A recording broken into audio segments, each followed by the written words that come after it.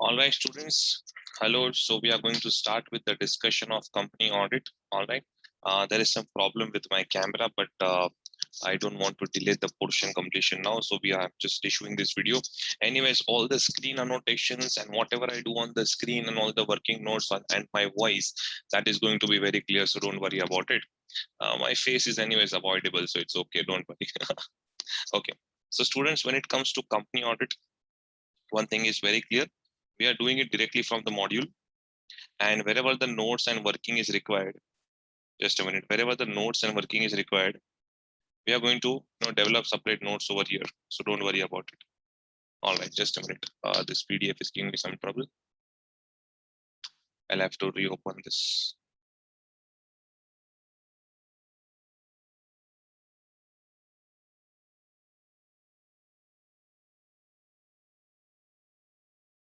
All right.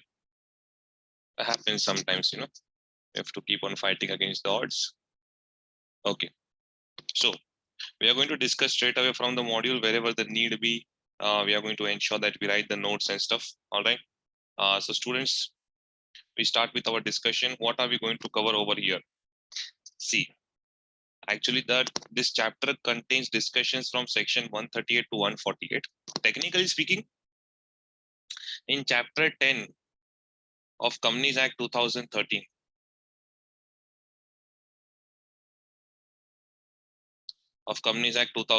we have section 139 to section 148. Chapter 10 of Companies Act bole to audit and auditors. However, in the earlier chapter, that is chapter 9 of Companies Act 2013, the last section, section 138, deals with internal audit. So that also they have covered it over here. But students, this discussion we have already covered under internal management and operational audit topic. We have already covered over there. All right. Okay. So do not worry about it. Secondly, there is one more discussion, section 132, although does not fall under this range, but it is extremely important. That is National Financial Reporting Authority. The notes for NFRA have been already shared with you. So, you can have a look at those notes. Those notes have been drafted in such a manner that you won't need me, but still if there need be, we can have a discussion in the out solving session, or we can have a separate video on NFRA also. But NFRA section 132, I'm expecting a question at final C level. All right.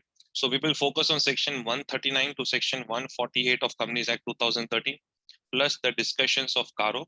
Since this batch is for May 21, so I will still be discussing CARO 2016, because in May 21, we have discussions of CARO 2016. Okay. From section 139 to section 148 of Companies Act 2013. Students, these discussions, please understand, I'm not just going to do these discussions just from the angle of inter-CA company audit law, law.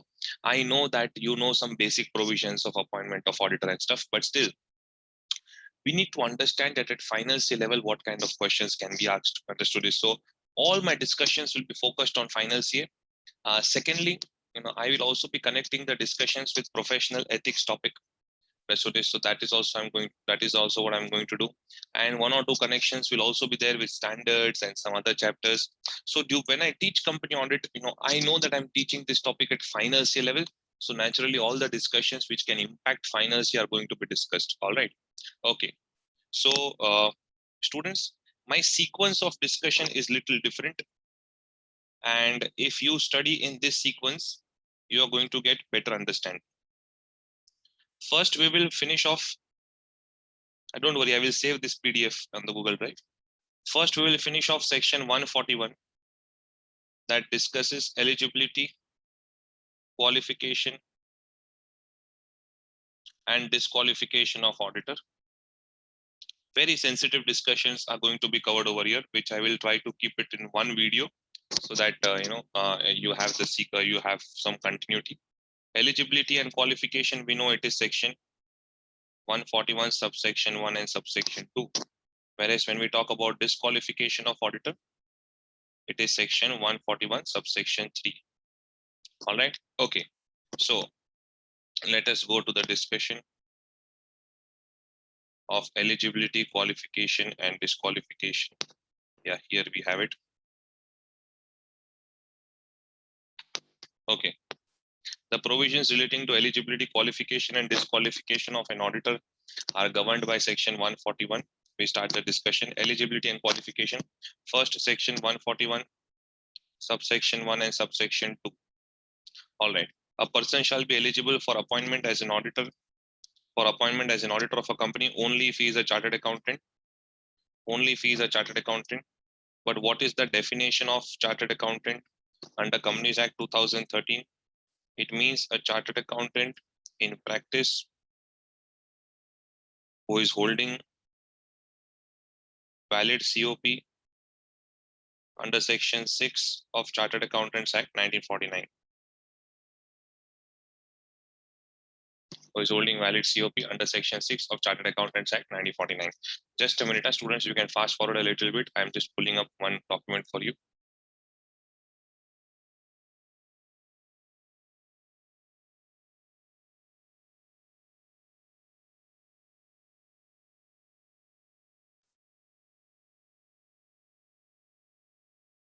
All right.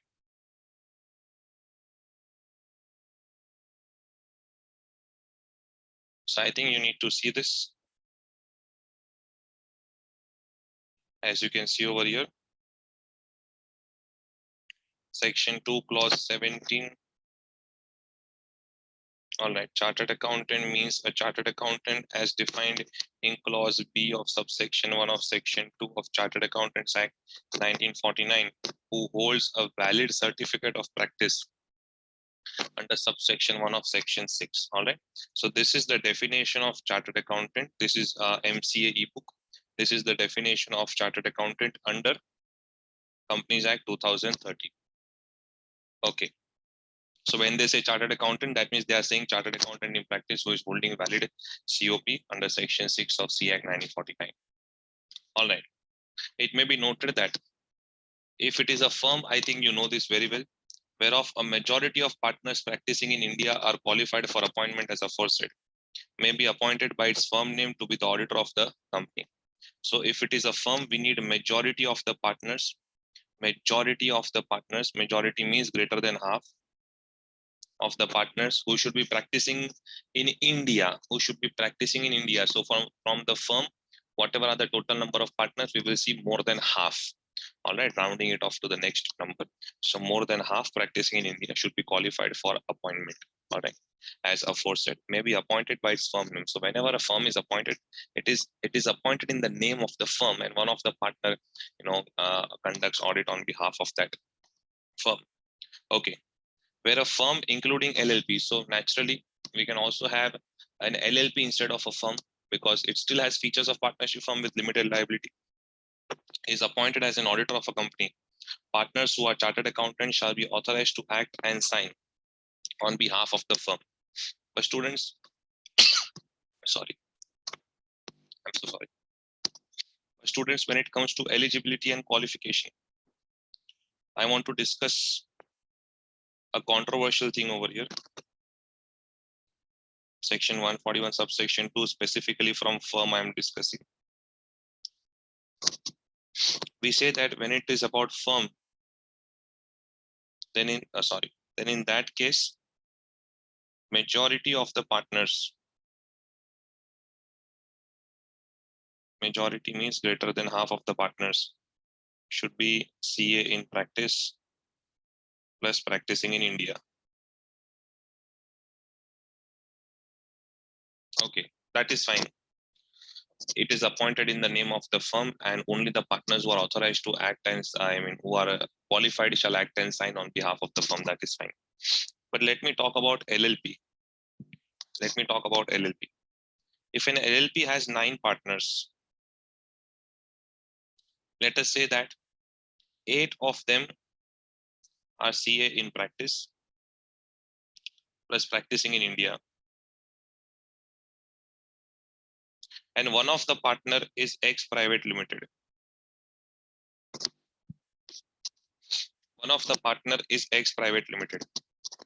Can this LLP be appointed as an auditor? I'll be very quick with the discussion. We are already done with profession ethics, and that is the sequence. I think you know why we are going in this sequence. Section 25 Chartered Accountants Act 1949 clearly says that a chartered accountant in practice cannot practice in the form of a company. Company form of organization he cannot practice when he's providing assurance, taxation services and stuff. For consultancy, corporate form of practice has been allowed. That is okay. Okay. But since we are in company audit, let me just talk about all the audit related activities. So if you want to perform company audit, then in that case, you cannot practice as a company. And they have clearly said below that section as an explanation that any LLP which has any one of its partners also, if it has any partners as a company, then such LLP will be considered as a company.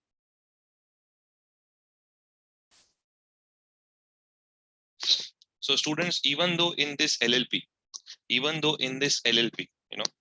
majority of the partners are CA in practice plus practicing in India, still, this LLP cannot be appointed as an auditor because as per section 25 CA Act 1949, it is going to violate.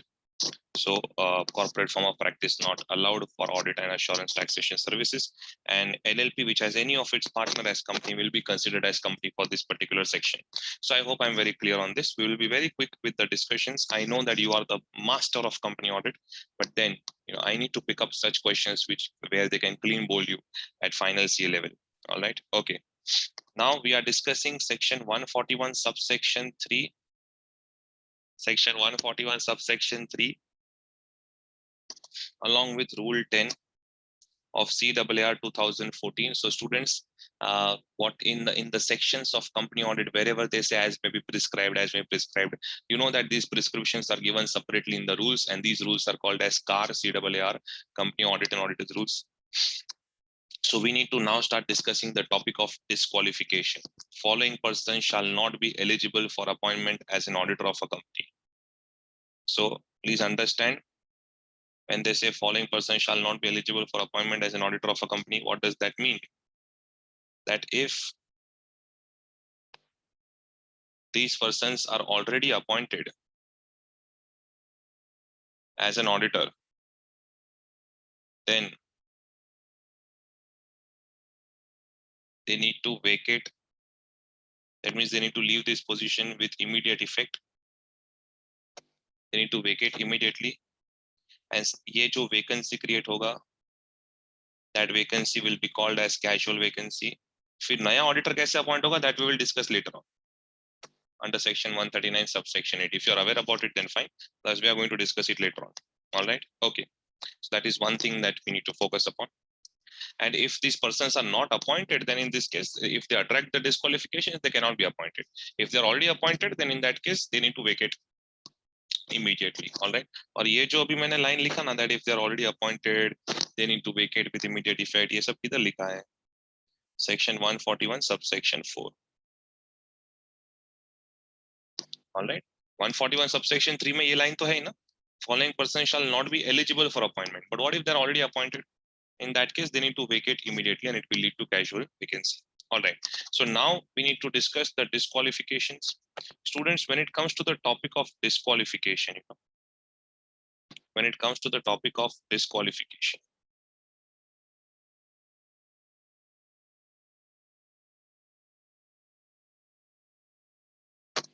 all right. Please understand there are how many clauses? Clause A, B, C, D, E, F, G, H, I. So there are 9 discussions that we are going to do. From this, one discussion has already been done. Clause G. So ceiling limit on number of companies that can be accepted by an individual chartered accountant or a firm. This discussion has been done along with Council General Guidelines 2008. It has already been done with you. All right. So we are going to ensure that we do all other discussions over here. Clause A, B, C, D, E, F, G is already done with you. So then H and I. We are going to see the interconnections. We are going to see whether actually, we we know the topic of disqualifications, what kind of questions they can ask at final CA level. All right.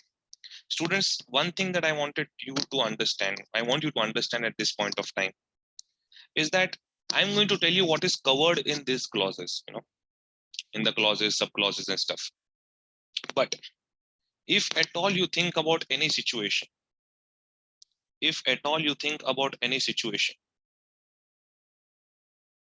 which is not covered under the above discussions,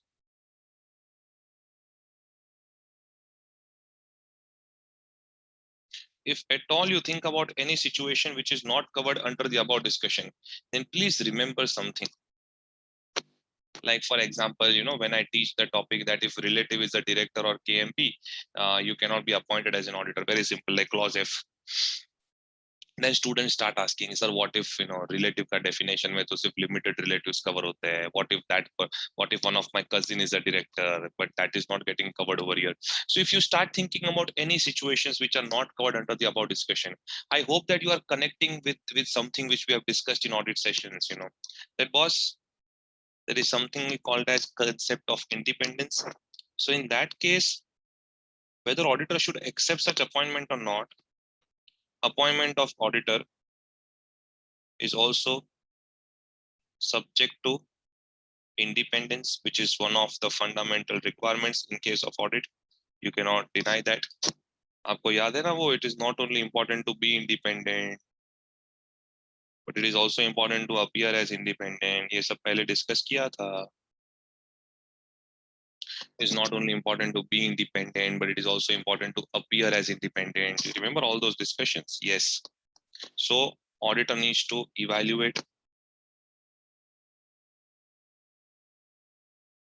Chartered accountant needs to evaluate the threats to independence,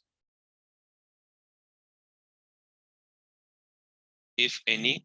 देखो अगर जो disqualification में cover हो गया तो बहुत simple है, तो clean bold, you cannot accept that audit. But what if it is not getting covered in the disqualification? Then what to write? So auditor needs to evaluate threats to the independence, apply safeguards. That means take corrective action and reduce such threats to acceptable level.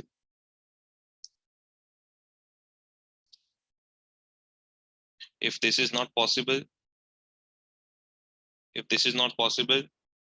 then in that case, we must not accept audit. Or if you are already the auditors, then in that case, we should resign. All right, so please understand that you are going to do this conceptual discussion for any situation which is directly not getting covered under the above discussion. You should always understand that such conceptual discussions are to be done. All right, while discussing this, you can give reference to guidance note on independence. Or students, I'll give you one more reference.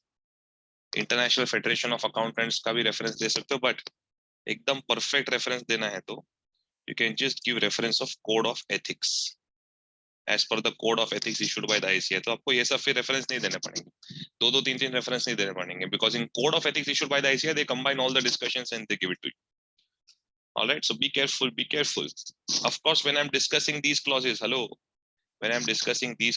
of course, I will keep on connecting this discussion. We are going to read this with the relevant clauses of Chartered Accountants Act 1949 also.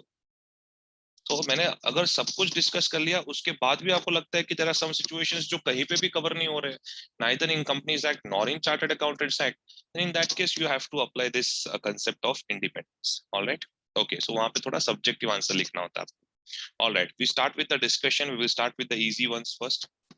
Don't forget that in the language of disqualification, it's all a list of don'ts. So whatever you're reading, you're not allowed to do that. Okay, a body corporate cannot be appointed as an auditor of a company. Of course, other than LLP, I told you corporate form of practice is not allowed, but if you're an LLP, it is okay. However, if any one of the partner of LLP is a company, then in that case, not allowed. All right. So other than LLP, registered under LLP Act 2008. Next, clause B. Oh, come on, man, this is so simple. If you're an officer or employee of the company, then in that case, you cannot be appointed as an auditor of the company. Students, I hope that you are aware about this situation, about this golden unwritten rule that in any situation, if an individual is disqualified,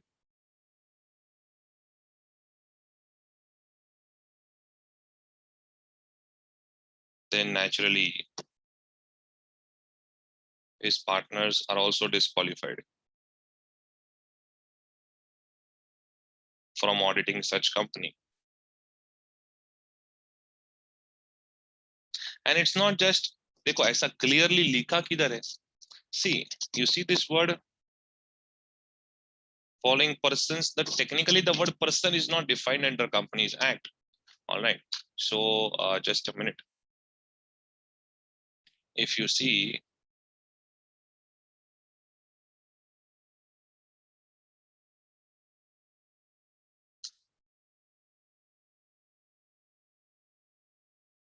you will not find it.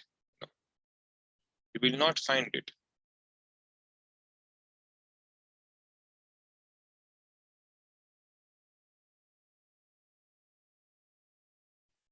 Just a minute, beta. You can fast forward it. That's the best thing in a recorded video.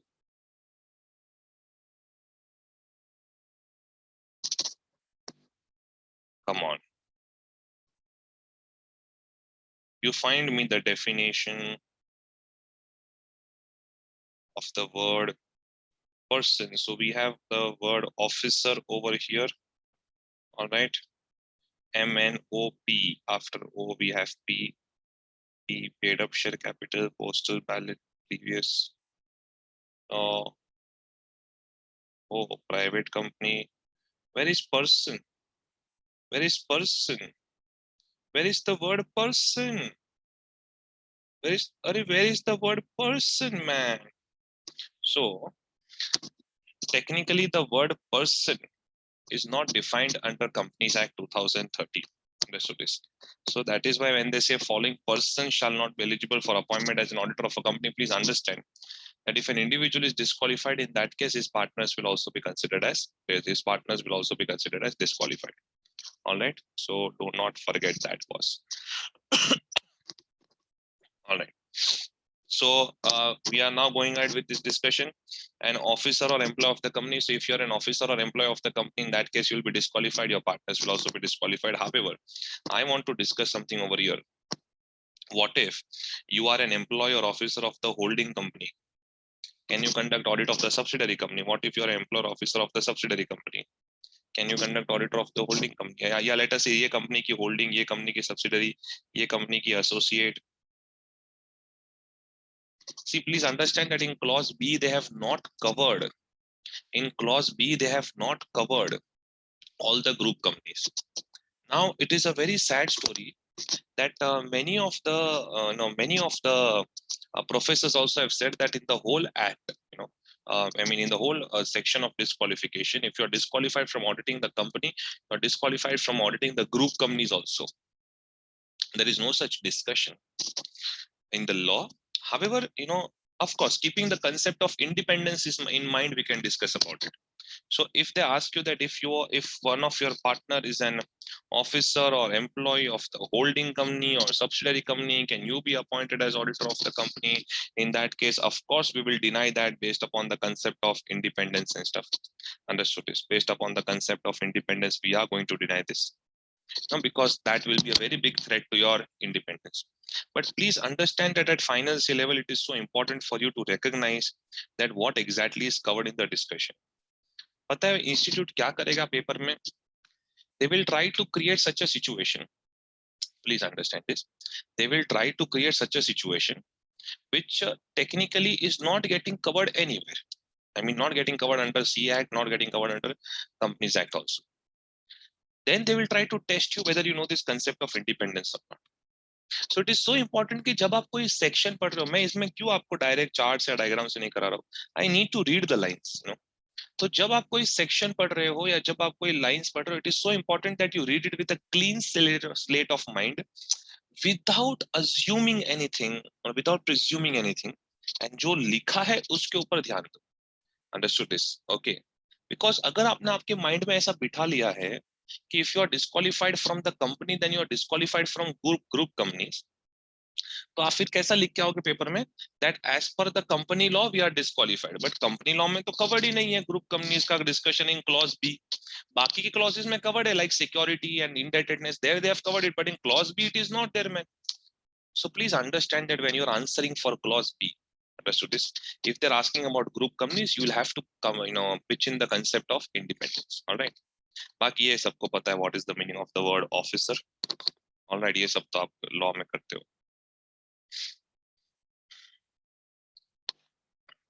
इतना simple question पूछेंगे नहीं. If they ask this question, thank your parents man. Okay, for the timing. Then clause C, a person who is a partner or who is in employment of an officer or employee of the company. So simple na clause C. जो जो भी थोड़ा controversial है ना, वही सबका notes इधर आ रहा है. बाकी तो डायरेक्ट कंपनी ऑडिट के पीडीएफ में I am teaching you. Rest of this. Okay. So it is so simple, no, clause C, that if CA Raju,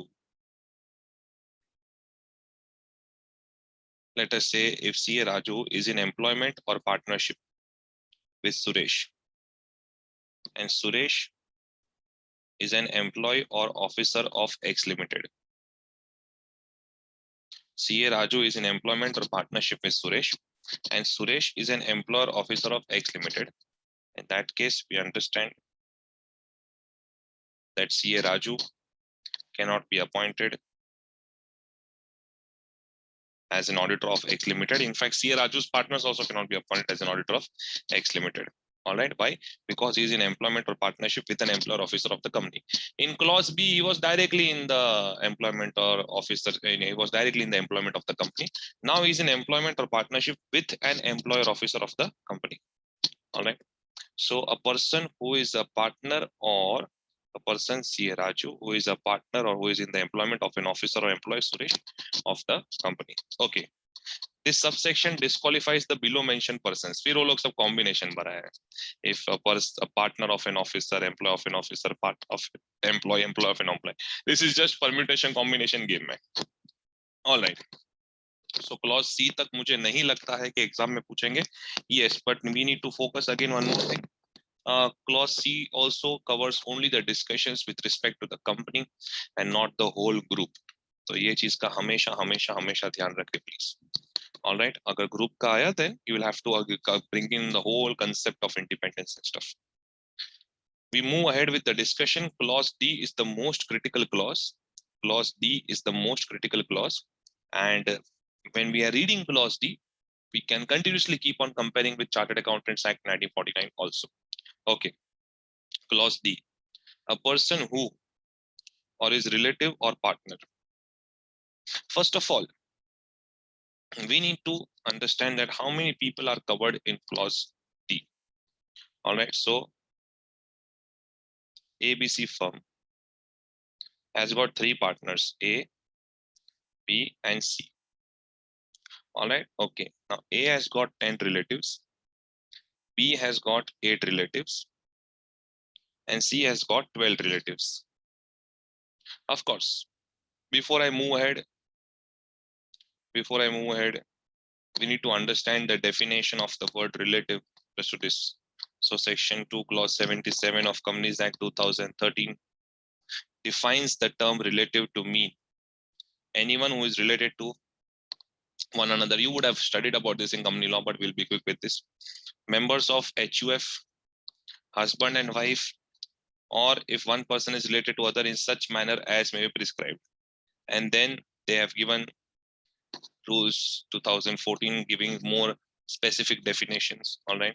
So usme kaun hai? Father, including stepfather. So just imagine yourself. If you're a member of HUF, then your whole HUF is your relative. But if you're not a member of HUF, then in that case, just now imagine yourself, you, your father, your mother, including stepfather, including stepmother, son, including stepson, son's wife, daughter, Okay, for daughter, they don't have stepdaughter. Be careful. Be careful on this part. Daughter's husband, brother, including stepbrother, and sister. All right. So if I just plot an individual over here, is mother, father, including step relationships, stepmother, stepfather. All right. Wife. Okay. Then brother, sister. Brother, sister में step brother, step sister है. Yes, including step brother, step sister. All right. और ये जो individual है उसका son, daughter, son plus sons wife, daughter plus daughters husband. अच्छा, son में भी they are including step son. Yes, son including step son. Daughter में step daughter is not included. Of course, here it's a result-oriented course, so I'm not going into more details, but you need to buy this that stepdaughter is not included in this definition. But if you're a member of HUF Pro, then in that case, your whole HUF is your relative. All right. Okay. We move ahead with the discussion. Let us go back. A person who or is relative or partner. Now we have this ABC firm, A, B, and C. Let us say A has got 10 relatives, B has got 8 relatives, C has got 12 relatives, and all the relatives as per the definition. So it is covered as per the definition only. All right. So ये सारे के सारे relatives are as per the definition. Don't worry. Till date they have not asked too many questions on whether you remember कि ये relative definition में covered है कि नहीं. सीधा relative ऐसे ही लिख देते question. So you have to assume that it is covered in the definition unless they are very clear कि stepdaughter दे दिया है ऐसा कुछ. Otherwise they have not tried and tested too much of whether you know that this relative is getting covered or not. All right. So clause D, subclause 1 of the controversial discussion is holding any security of or interest in the company. Security of or interest in the company. If they're using the word security, what was the need to use the word interest? Because please understand that in case of companies limited by guarantee, not having share capital, but if you have still subscribed to those guarantee instruments, companies limited by guarantee, if you have subscribed to those guarantee instruments, still you have an interest, but technically you don't have a security, but still you have an interest, right? Okay. Is holding any security of or interest in the company or its subsidiary or of its holding or associate company or a subsidiary of such holding company. Students, please understand that for discussing,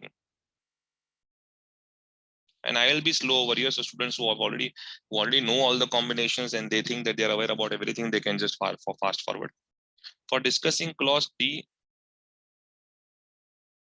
clause E, clause I.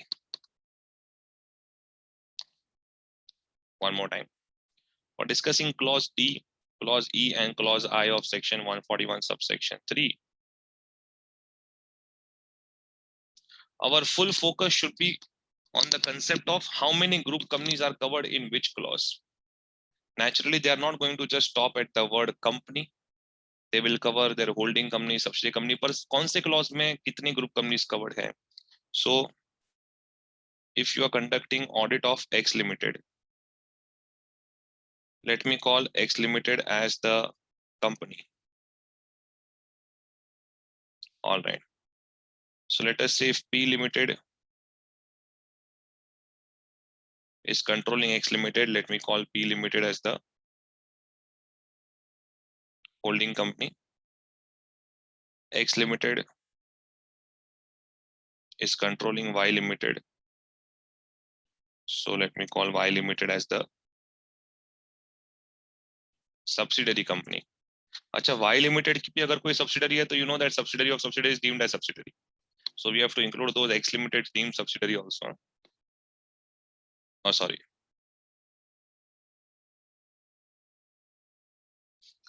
Then let us say that P Limited is controlling Q Limited. So Q और X के बीच में क्या relation है? Please understand. I am not a law professor or company final accounts professor trying to teach you what is a group and stuff. No. My simple focus is that what is getting covered in the sections which I teach. That is as simple as that. So I'm not crossing the boundary. I'm staying within my limits. But I need to discuss this कि भाई हम जो discuss कर रहे हैं उसके अंदर क्या क्या covered है. So इतना याद रखना कि clause D, clause E, clause I, जब आप ये सब clauses कर रहे हो, then you need to focus that which company you are auditing और वो company के related कौन सी group companies है. So I need to focus, okay, this is the company that I'm auditing, and then the group companies of this company. Understood this? Okay.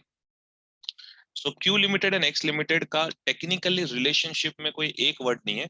Technically they should be called as sister concerns or fellow subsidiaries, but we do not have such words over here. That is why Q Limited को हम long cut बुलाएंगे. We will say it is subsidiary of X Limited's holding company. तो वो लोग technical law language में बोलते हैं subsidiary of such holding company. So P limited is the holding company and subsidiary of such holding company. Understood? That is how they call it. All right. Then let us say that X Limited has a significant influence, not a control, but significant influence over Z Limited. Then Z Limited will be called as associate company. All right. Okay. So let me just make it more specific for you. Call X Limited as C1. Okay. P Limited holding company as C2. Subsidiary company Y Limited as C3. Okay. Then subsidiary of such holding as C4 and associate company as C5. So we are covering these discussions over here: C1, C2, C3, C4, C5. The whole group is getting covered over here. All right. Okay. So be careful about this. A person who or his relative or partner. A person who or his relative or partner. We will see how many are getting covered. क्या ये सब cover होता है या कुछ और cover होता है? We will see. Is holding any security of or interest in the company C1, C2, C3, C4, C5. All right, we have covered all of them. It may be noted that relative may hold security or interest in the company of face value not exceeding ₹1 lakh. ये सब ना वो लोग rules और section दोनों मिला के बोलते हैं. तो एग्जैक्टली सेक्शन में ऐसा लिखा है कि एज में भी प्रिस्क्राइब, फिर रूल्स में लिमिट दिया होता है. इसलिए students be smart whenever you start the answer of disqualification, तो हमेशा ऐसे स्टार्ट करने का section 141 subsection 3 along with read along with बोलो रूल 10 ऑफ CRR 2014. हमेशा आंसर ऐसे स्टार्ट करने का. फिर आपको टेंशन नहीं है कि भाई एग्जैक्टली सेक्शन में ये लिखा है देन रूल्स में लिखा है. So then you can give a combined answer. Understood? That's a very smart thing that they have done in the module. Okay. It may be noted that relative may hold security or interest in the company of face value not exceeding ₹1 lakh. अभी ये इतना critical discussion है that we will have to, draw some diagram over here. Yes, everyone over here, please. Section 141, subsection 3, clause D, subclause 1. Okay. Of Companies Act 2013. Holding security of or interest in. Okay. C1, C2, C3, C4, C5. All of them covered. All right. Holding by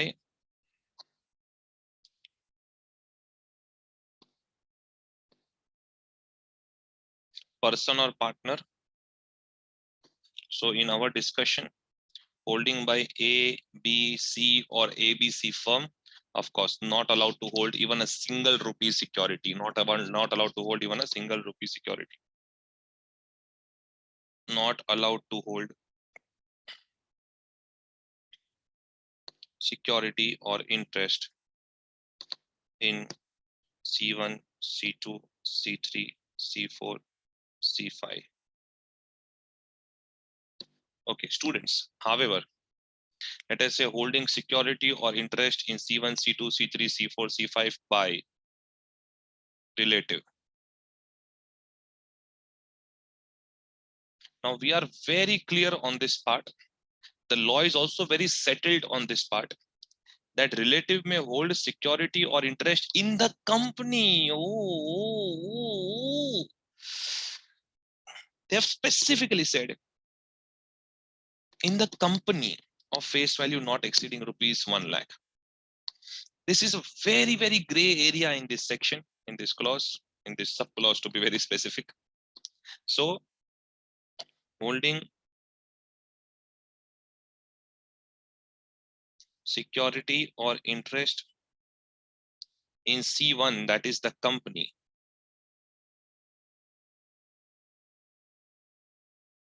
allowed to hold up to face value of rupees 1 lakh, of course, in aggregate. In aggregate, that means we are going to consider all relatives together. Individual हर एक relative का 1 lakh नहीं है. That is not how I interpret it. Because students, if you see interpretation of statutes, which is the golden document considered for interpreting the statutes, if you study interpretation of statutes, over there it has been clearly mentioned that if the law is silent, then singular includes plural. If the law is silent, then singular includes plural. So relative word will include relatives of persons. Okay, so I'm going to consider all relatives of all the persons involved over here, all the partners involved over here. Again, a person who or his relative. So we consider partners relatives also. We cannot say that we will consider only engagement partners relative or something. यहाँ पे बहुत gray area है law का, और जहाँ पे law का gray area है, the best thing is to take such an interpretation which in any case is not going to violate this section. Understood this? Okay. So holding security or interest in C1, you are allowed to hold up to face value of rupees 1 lakh. Naturally, we are going to consider all relatives of all partners cumulatively.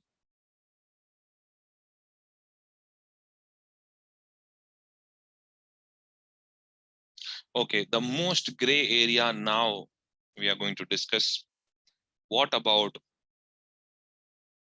holding security or interest in C2, C2, C3, C4, C5? This is, I think, probably one of the biggest mistakes committed by in drafting of the law. That boss, you should have not allowed it in the company जहाँ पे हम audit कर रहे हैं, that you shouldn't have allowed. You should have allowed it in other group companies, man. Holding subsidiary वहां पे आपको allow करना चाहिए था. तो वहां पे तो अलाउ दिख ही नहीं रहा है. I cannot just assume that it is allowed over there. I cannot do that. I cannot do that. Because please understand, जब आप क्लॉज का रीडिंग स्टार्ट करते हो, it's a restrictive clause. A person who और is relative और partner. सो पहले बोलते हैं ए बी सी रिलेटिव सब मिला के प्लीज डोंट होल्ड सिक्योरिटी और interest in the whole group C1 to C5.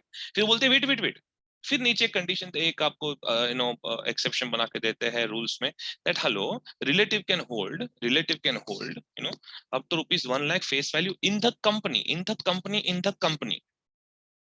So first they are saying the whole firm partner relatives they cannot hold in the whole group. Then they are saying however relatives can hold in the company. So how can I assume that relatives are also allowed to hold in the whole group? That is why in the history of chartered accountancy papers from the date Companies Act 2013 was notified, like November 14, I think, or November 14 or May 15, from these attempts, Companies Act 13 ke questions regularly aana start hue.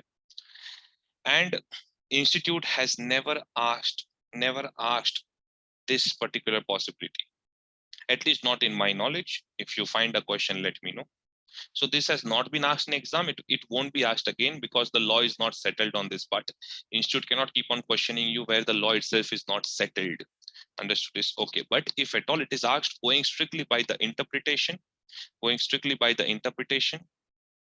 Boss relative, I understand ये logically आपको अच्छा नहीं लगेगा, पर मैं क्या करूं, I can not amend the act इधर बैठे बैठे. Relative cannot hold in such companies.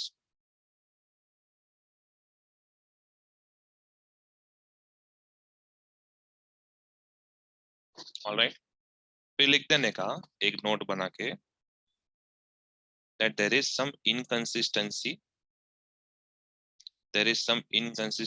in law which needs to be addressed.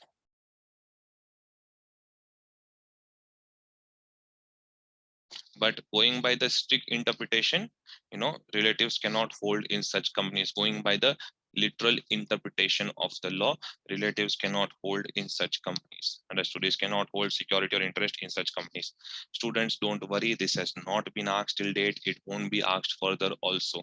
But when I am teaching, I cannot escape it just by saying it has not been asked. Understood this? Okay. We move ahead in the discussion.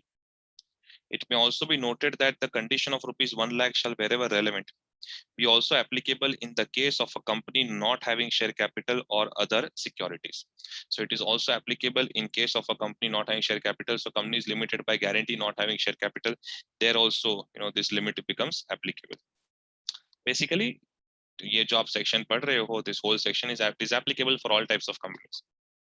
Students may also note that in the event of, ऐसा rules में नहीं लिखा है, तो institute आपको समझा रहा है. Students may also note that, अच्छा यहाँ से rules में लिखा है, in the event of acquiring any security or interest by a relative above the threshold prescribed, the corrective action to maintain the limits as specified above shall be taken by the auditor within 60 days of such acquisition or interest. Okay, so if the holding of security or interest in the company exceeds rupees 1 lakh face value, exceeds rupees 1 lakh face value ना, fair value market value वो जाके one face value ध्यान रखना. Okay, and in that case then auditor should take corrective action. Don't write relative should take corrective action. So auditor has to convince the relative to sell off the excessive holding. Auditor should take corrective action within 60 days of such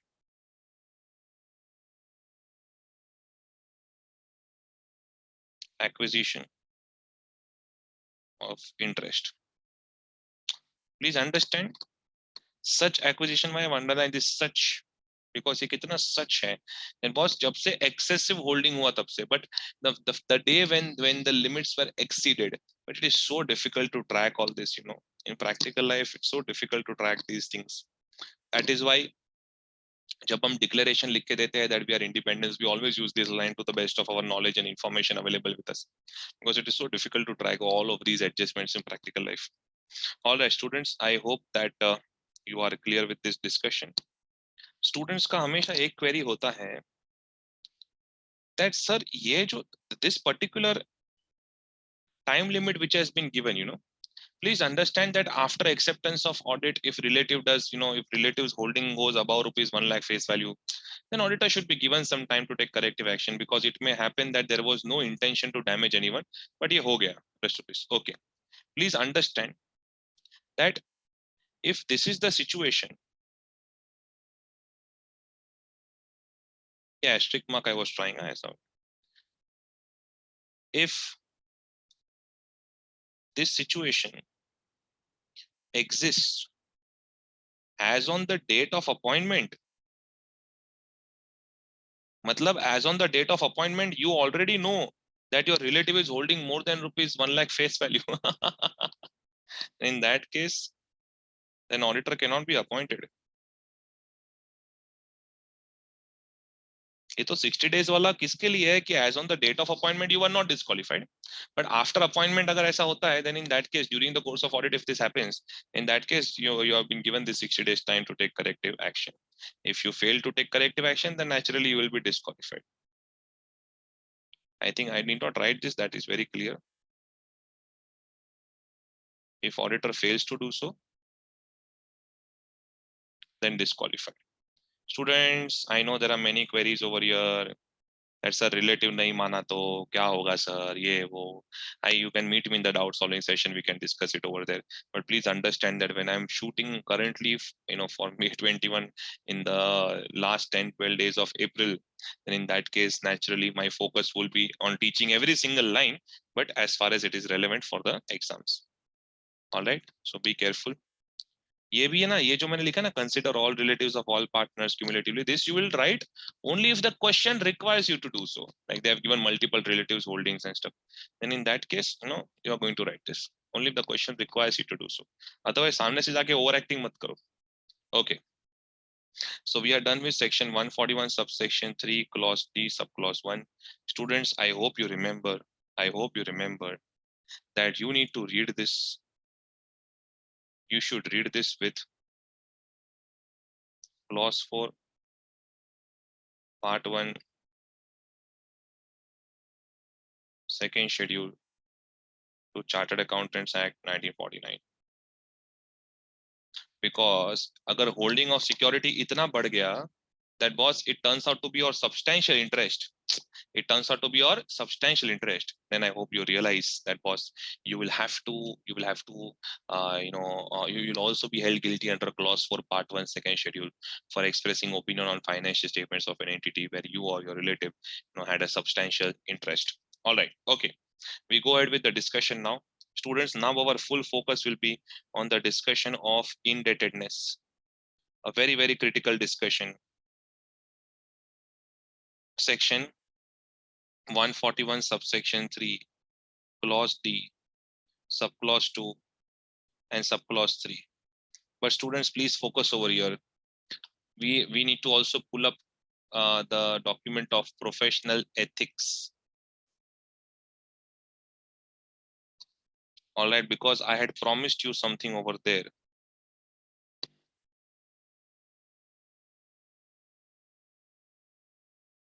When we were discussing council guidelines.